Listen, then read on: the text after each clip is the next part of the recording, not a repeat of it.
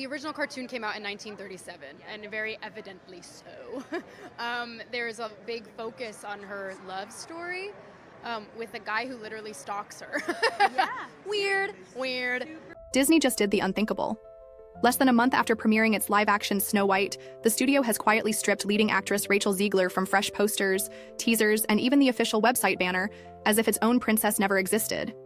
If you blinked, you missed the swap. On March 21st, the long-delayed remake opened with a soft $43 million weekend, barely half the haul of 2019's Aladdin, and nowhere near analysts' $55 million midpoint.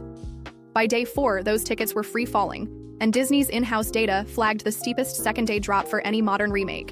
Executives had gambled on controversy as free marketing. Instead, it torch-lit the brand. A leaked studio note, quoted in Business Insider, admits they under-projected the backlash. The film's C-level cinema score, the worst for a Disney reboot, is now case study material in Burbank war rooms. Online, the revolt moved faster than the movie.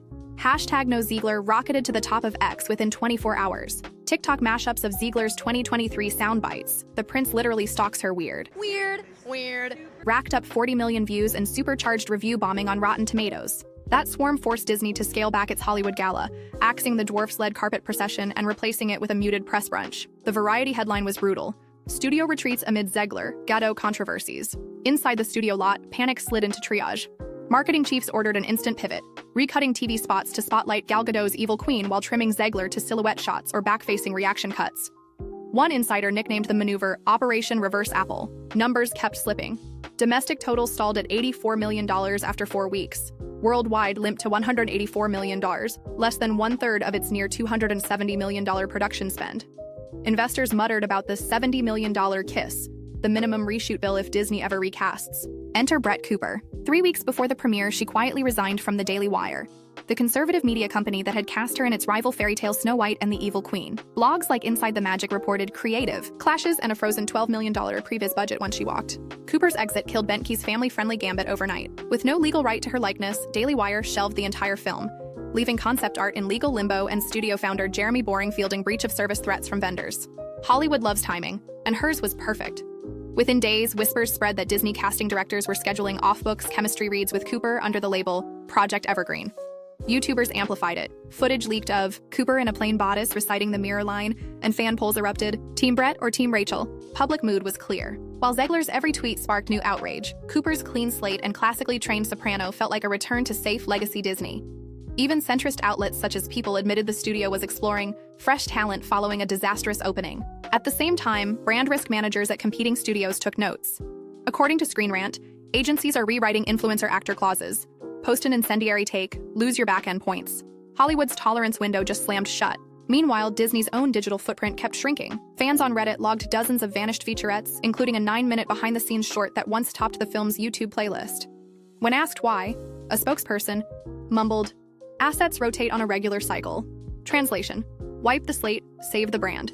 Zegler felt the chill. Casting grids from 2 major studios now list her as high risk for social engagement. Even her rumored bid for a Wicked spin-off fizzled. She has not posted a statement since March 29th, fueling speculation she's lawyering up over breach of promotion fees. Disney watchers see an even bigger storm. If the company swallows a write-down, analysts warn that CEO Bob Iger's promised back-to-basics slate could shrink by 2 tentpole slots next year. The Magic Kingdom rarely retreats, but shareholders smell blood. Reshoot math is ugly. Editor estimates say swapping a lead in a VFX-heavy musical means rebuilding at least 800 shots, roughly $70 million before marketing. Pushing the film to Disney Plus saves theater embarrassment yet kneecaps any chance of profit. That decision hits the board in May. Cooper, for her part, plays coy. On her latest livestream, she winked when asked about putting on the red bow, then pivoted to singing 16 bars of I'm Wishing. The clip hit 1 million views in 8 hours and landed on TikTok's For You page. Disney's social team noticed. Backstage, lawyers juggle contrasts. Cooper offers nostalgia without controversy, yet acquiring her means negotiating with Daily Wire for release of likeness, a delicious bit of irony. Disney might pay its loudest critic to free its next princess. Ultimately, the story reads like a poisoned apple for modern branding. Disney tried to court Gen Z edge, but that edge cut the mouse. Now it scrambles to rewind the clock, hunting for a clean-faced heroine who won't trend for the wrong reasons. Will the studio risk another fortune on reshoots, or bury the fairest flop on Disney Plus and start over? Insiders whisper answers, but the mirror isn't talking. One thing is certain. In Hollywood's new fairy tale rulebook, a single viral interview can plunge a princess into exile overnight, and the next crown goes to whoever keeps the drama off screen. Thank you for watching. Until next time.